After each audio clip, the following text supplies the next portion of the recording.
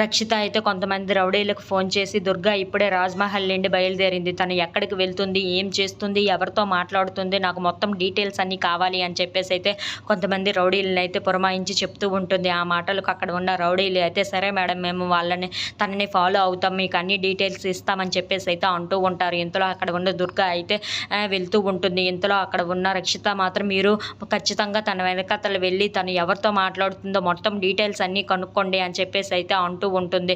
ఆ మాటలకు అక్కడ ఉన్న రౌడీలు అయితే సరే అని చెప్పేసి అయితే అంటూ ఉంటారు. ఇంతలో రుద్రరాజ్ అందరూ అయితే హాస్పిటల్లో ఉంటూ ఉంటారు. ఇంతలో అక్కడ ఉన్న అతను అయితే దుర్గాకి ఫోన్ చేసి, దుర్గా నిన్ను రక్షిత రౌడీలు అయితే ఫాలో చేస్తున్నారు, నువ్వు ఇక చూసుకో అని చెప్పేసి అయితే అంటూ ఉంటారు. నువ్వు ఏమీ భయపడకుండా నీ పని నువ్వు చూసుకో అని చెప్పేసి అయితే అంటూ ఉంటాడు. ఆ మాటలకి అక్కడ ఉన్న దుర్గా అయితే సరే నువ్వు ఫోన్ పెట్టే, నేను చూసుకుంటాను కదా వాళ్ళ సంగతి అని చెప్పేసి అయితే అంటూ ఉంటుంది. ఇంతలో అక్కడ ఉన్న రక్షిత అయితే ఇప్పుడు నా నుండి ఎలా తప్పించుకుంటావో నేను చూస్తానని చెప్పేసి అయితే అనుకుంటూ ఉంటుంది.